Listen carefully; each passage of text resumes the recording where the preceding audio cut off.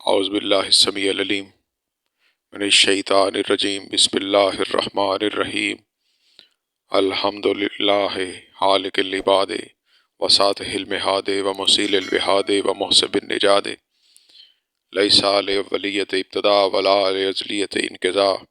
هو الاول لم یزل والباقی بلا اجل والصلاة والسلام علی اشرف الانبیاء والمرسلین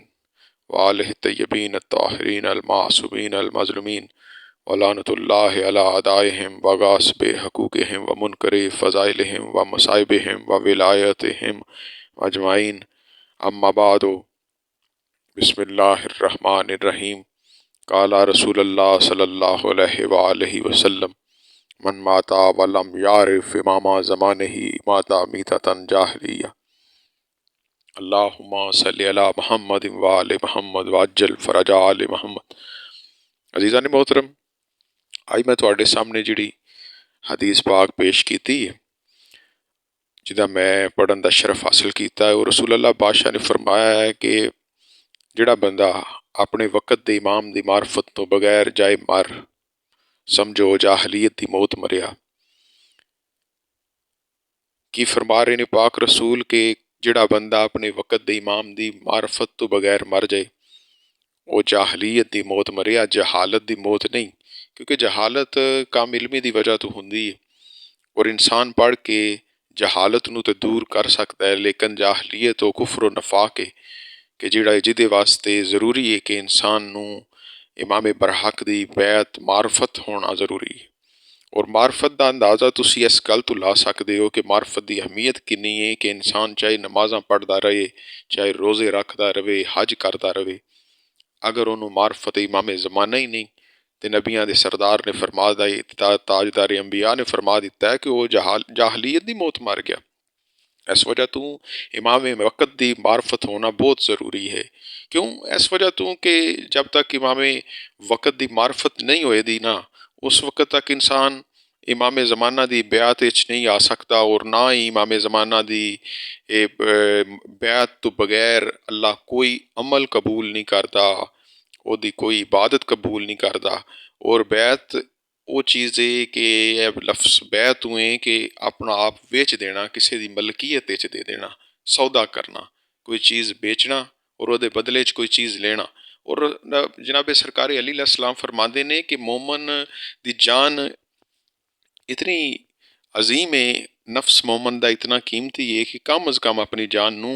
تسی جنت دے علاوہ کسے قیمت تے نہ بیچو۔ تے عزیزان محترم، انسان نو بیعت بھی صرف او دی کرنی چاہیے کہ جڑا اللہ دے خزانیاں دا مالک ہوئے، جڑا جنتاں دا وارث ہوئے، تے جڑا کائنات دا مالک نے جنوں اول الامر بنایا ہوئے، جدے ہاتھ دے وچ غیب دیاں کنجیاں ہون۔ کیونکہ ویکو دین و دنیا وچ فائدہ وہی پہنچا سکتا ہے جڑا اللہ ریب ہوئے۔ تے جے تسی اپنے جیسے ہی کوئی ایسا شخص جدے وچ خود عیب نے او دی بیعت کر لو، تے نہ تانوں اس دنیا وچ کوئی فائدہ، نہ آخرت وچ کوئی فائدہ۔ اور بیعت ظاہری بات ہے دونوں طرفوں ہی ایک مشترکہ عمل ہے، جڑا انسان پہلا اپنا آپ بیچدا ہے کسی دے کول، او دے واسطے دوسرا بھی جس ٹائم چیز خریددا ہے تے او بھی ویکھدا ہے کہ یہ مال حرام تے نہیں، نکارا تے نہیں، تے سانوں اپنے آپ نو اس قابل کرنا چاہیے کہ اسی امام زمانہ اجل اللہ فرج الشریف دی بیعت دے قابل ہو جائیے۔ وہ تو کریم نے سانوں او گناہ وہاں تو بچنا چاہیے جنہ دا حکم امام پاک نے دیتا ہے۔ اور امام پاک دی بیعت دیاں کچھ شرطاں نے جڑیاں اج میں تانوں دسنا چاہنا۔ قدیر دے مقام تے حجۃ الوداع دے موقع تے جدو رسول اللہ نے قدیر تے مقام تے سرکار علی علیہ السلام دی ولایت دا اعلان کیتا ہے نا جی، من کنت مولا فہذا علی مولا، تو اتنے سرکار نے اپنے اوسیاء دے بھی نام دسے نے، اور 7 دفعہ اوسیاء دے نام دا تذکرہ کیتا ہے اور انہاں دا ذکر کیتا ہے۔ اور صرف سرکار علی علیہ السلام دی بیعت نہیں لئی، صرف سرکار علی علیہ السلام دی امامت و ولایت دا اعلان نہیں کیتا، بلکہ نال 12 ائمہ طاہرین دی امامت دا بھی اعلان کیتا ہے۔ اس وجہ تو مذہب شیعہ چ نہ تے کوئی 12 تو کام امام نو جڑا ماندا ہے، ساڈے نزدیک وہ بھی فاسق ہے، وہ بھی باطل ہے اور رائے حق تو بھٹکیا ہویا ہے، اور وہ بھی انسان جڑا 12 تو زیادہ امام کسے 13ویں امام دا قائل وہ بھی رستے تو بھٹکیا ہویا ہے۔ اور امام دی بیعت اس وجہ تو ضروری ہے کہ کوئی عمال تہاڈا دنیا دا اس وقت تک قبول ہو ہی نہیں سکدا جنی دیر تک تسی معرفت امام زمانہ اور بیعت امام زمانہ دے وچ نہیں. اس وجہ تو رسول اللہ فرمایا کہ اپنے وقت دے امام دی معرفت اتنی ضروری ہے کہ اگر نہ ہوئے تو انسان دیاں نمازاں روزے حج زکاتاں جتنے بھی عمل نے وہ تے بیکار ہو گئے. کیونکہ جدوں جاہلیت دی موت مر گیا تے کفر و نفاق دی موت مر گیا تے پھر وہ دے اس عمل دا تے انہوں کوئی بدلہ نہیں ملے گا. کیونکہ کافر جدے کول کفر ہوئے وہ چاہے جتنا مرضی اچھے عمال کرے اللہ اس نوں اس دنیا چ یہ بدلہ دے دیندا ہے. دیکھو نا جی سر گنگا رام ہاسپٹل بنے ہیں غیر بہت سارے لوگ ایسے بہت سارے اچھے اجر کام کر رہے ہیں اللہ انہوں نے اس دنیا چ یہ اجر دے رہے آخرت وچ انہاں دا کوئی حصہ نہیں کیونکہ وہ اچھے عمال اللہ تے عادل ہے. اللہ تے ہر کسے نوں او دی اچھے کام دا اچھے ورک دا بدلہ ضرور دیندا ہے. تے اللہ تعالیٰ دی ذات نے اصول بنا دیتا کہ دنیا کافر دی اور آخرت مومن دی. اس وجہ تو سرکار علی بادشاہ نے فرمایا کہ دین وچ رہ کے مومن دا گناہ کرنا بے دین ہو کے نیکیاں کرنا بہت افضل ہے. کہ انسان دین دے وچ رہ کے اگر وہ دے کولوں کوئی غلطیاں کوتاہیاں کوئی لغزشاں ہو جاندیاں نے تے او دی شفاعت تے محمد و آل محمد دے طفیل صدقے ہو جائے دی. لیکن اگر کوئی بندہ بے دین ہے تے او جنیاں مرضی نیکیاں کردا رہے او دیاں نیکیاں دا اجر انہوں اس دنیا چ ملے دا آخرت وچ دا کوئی حصہ نہیں.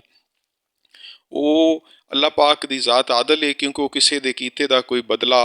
وہ دین تو بغیر انہوں نہیں کیونکہ وہ کریم اللہ ہے. اس نے تے شیطان نو ملعون نو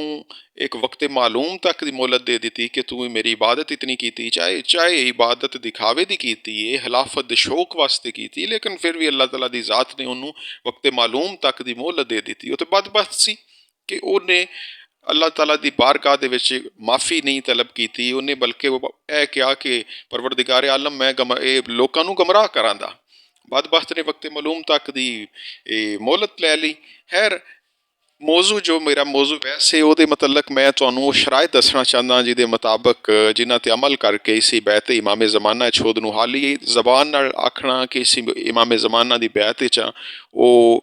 نہیں گل بیعت واسطے ضروری شرائط جو معصومین علیہ السلام نے دسیاں نے میں وہ تواڈے سامنے گوش گزار کرنا چاہتا اور وہ تانوں دسنا چاہتا ہاں کہ او کی نے. انہاں شرطاں وچوں پہلی شرط ہے وے کہ سرکار فرماندے نے کہ انسان واسطے ضروری پہلی شرط ہے وے کہ او شرک نہ کرے. دوسری شرط ہے وے کہ او اپنے اولاد نہ مارے ہلاک نہ کرے جس طرح پچھلے دور وچ انسان اپنے بچیاں نوں قتل کر دیندا سی. اور آج بھی اللہ معاف کرے غربت دے ہتھوں بہت زیادہ ایسے واقعات پیش آتے ہیں جنہوں نے ویکھ کے سن کے دل بڑا دکھی ہوندا کہ فلان بندے نے اپنی اولاد نو مار کے اپنی بھی جان دا خاتمہ کر لیا. تو اس چیز تو منع کیتا گیا کہ اگر تسی بیعت امام زمانہ چ ہو اللہ تے توکل ہے تو تسی اس چیز تو باز رہنا ہے. تیسری چیز ہے دسیا کہ کسی حال دے وچ بھی تسی اپنے نبی پاک دی نافرمانی نہیں کرنی. جو سرکار نے دسیا ویکھو سارا اسلام تے اس چیز وچ آ گیا. جس ٹائم انسان نے رسول اللہ دی نافرمانی نہیں کرنی تو دی زندگی اسوہ حسنہ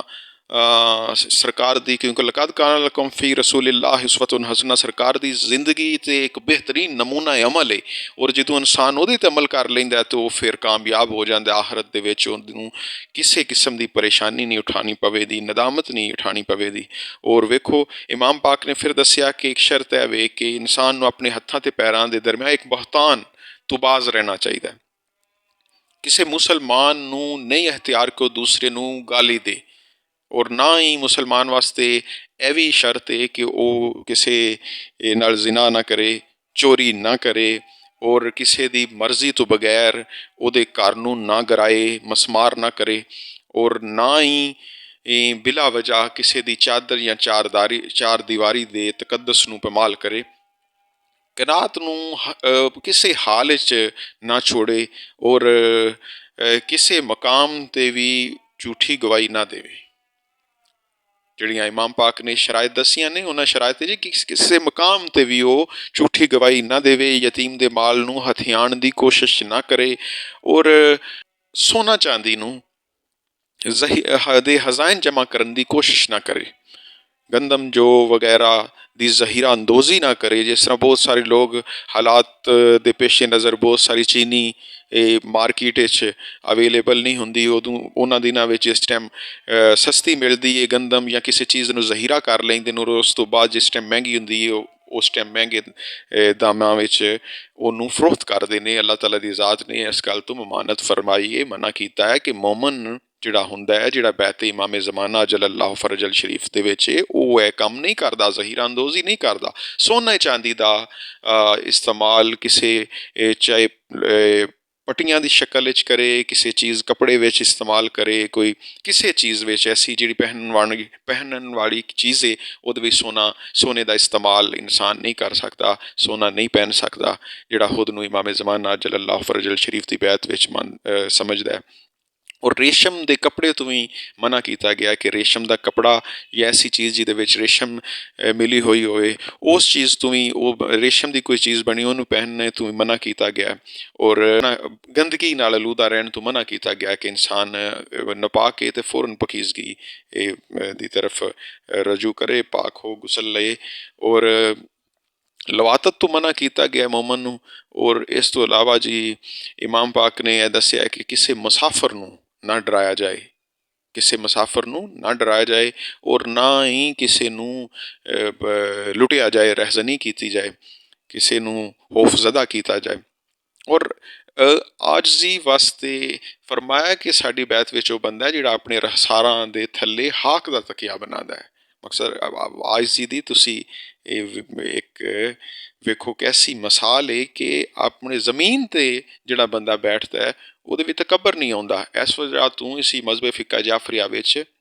ਹਾਕੇ ਸ਼ਫਾ ਮੱਟੀ 'ਤੇ ਸਜਦਾ ਕਰਦੇ ਹਾਂ। ਸਾਡੀ ਪੇਸ਼ਾਨੀ ਮੱਟੀ ਤੋਂ ਉਹਦੀ ਬਾਰਗਾਹ ਦੇ ਵਿੱਚ ਉਹਦੀ ਜ਼ਾਤ ਇਕਦਸ ਦੇ ਸਾਹਮਣੇ ਅਸੀਂ ਸਜਦਾ ਰੇਜ਼ ਹੁੰਦੇ ਹਾਂ, ਔਰ ਆਪਣੀ ਪੇਸ਼ਾਨੀ ਨੂੰ ਅਸੀਂ ਰਗੜਦੇ ਹਾਂ ਔਰ ਆਖਦੇ ہیں کہ پروردگار عالم تو عظیم ہے، تیرے علاوہ کوئی لائق عبادت نہیں۔ اور ظاہری بات ہے جنہوں 14 جیسیاں ہستیاں سجدہ کرن وہ دی ذات کتنی عظیم ہوئے دی۔ اور عزیزان محترم، اور خوشبو لگانا کسے حال وچ امام فرماندے نے ترک نہ کرے، ترک نہیں کرنی چاہیے، اس طرح نہیں چھوڑنی چاہیے۔ اور اس تو علاوہ امام پاک دا حکم ہے جڑا بہت ہی امپورٹنٹ پوائنٹ ہے وہ اج کل دے حالات دے تناظر وچ بھی، کیونکہ جہاد نو کسی حالت وچ بھی امام فرماندے نے ترک نہیں کیتا جا سکتا، لیکن شرط ضروری ہے کہ بیت امام زمانہ وچ رہ کے امام دے حکم دے مطابق جہاد بن نفس ہوئے یا جہاد بالکفر ہوئے وہ امام دے دسے طریقے نال کرن دی اجازت ہے۔ وگرنہ میں پڑھ رہا سا کہ امام فرماندے نے کہ جڑا امام برحق دی اجازت تو بغیر جہاد کردا وہ ایسے ہی جیسے سور دا گوشت کھاندا ہے۔ عزیزان محترم، امام جعفر صادق علیہ السلام بادشاہ فرماندے نے کہ انسان نو چاہیے ہے کہ روزانہ یومیہ تجدید بیت امام زمانہ علیہ السلام دی روزانہ تجدید عہد بیت کرے، اور یوم جمعہ والے دن تے انہوں واجب قرار دیتا ہے کہ جمعہ والے دن ہر ایک نو چاہیے کہ بالخصوص جمعہ والے دن امام زمانہ جل اللہ فرج الشریف دی بیت دا دی تجدید بیت کرے، کیونکہ جب تک کسی امام زمانہ جل اللہ فرج الشریف دی بیت وچ نہیں آواں دے ساڈا کوئی عمل قبول نہیں ہوئے دا، کیونکہ انسان نو ہمیشہ گناہاں تو جڑی چیز روک دیے وہ صرف وہ پٹا ہے جڑا کسے دی یہ ویکھو آوارا کتا ہے جڑا وہ دی کوئی وقت نہیں، لیکن وہ کتا جدے گل دے وچ کسے مالک دا پٹا ہے وہ کدی بھی کسے کام کوئی انہوں مارے تے پولیس فوراً پرچہ کٹ دی لوگ وہ دے خلاف جاندے نے۔ اور اس دور وچ پورا شوب دور وچ جس دور دے وچ ایسے حالات نے کہ کی کچھ ہو رہا ہے، انسان نو ضروری ہے کہ جنی دیر تک امام زمانہ جل اللہ فرج الشریف دی معرفت نہیں ہوئے دی اور انسان اپنے وقت دے امام دی بیعت وچ نہیں ہوئے دا انہی دیر تک وہ دا کوئی عمل بھی قبول نہیں ہوئے دا اور گمراہی دی جاہلیت دی زندگی گزارے دا۔ اس وجہ تو ضروری ہے کہ اسی اپنے وقت دے امام دے انتظار زندگی گزاری ہے، کیونکہ اللہ پاک نے سانو ایسے امام عطا فرمائے نے کہ جنہ دا انتظار کرنا بھی عبادت ہے، کیونکہ حدیث پیغمبر ہے کہ سرکار حاتمی مرتبت نے فرمایا کہ میرے 12ویں لال تاجدار ولایت امام زمانہ امام محمد مہدی علیہ السلام دے انتظار کرنا بھی عبادت ہے۔ تے عزیزو، میں انشاءاللہ نیکسٹ ویڈیو تانوں امام زمانہ علیہ السلام دی بیعت کرن دا طریقہ دساں دا۔ اونی دیر تک مینوں دعاواں یاد رکھیا جے۔ مالک تہاڈا اور میرا حامی و ناصر رہے، اور میرے پڑھن وچ یا تہاڈے سنن وچ مولا کوئی غلطی کوتاہی ساڈے کول ہوئی ہوئے تو ایسی لغزشاں ایسیاں غلطیاں نو پروردگار عالم معاف فرمائے، اور سانو صراط مستقیم تے قائم رہن دی توفیق عطا فرمائے۔ وما علینا الا البلاغ المبین۔ یا علی علیہ السلام مدد۔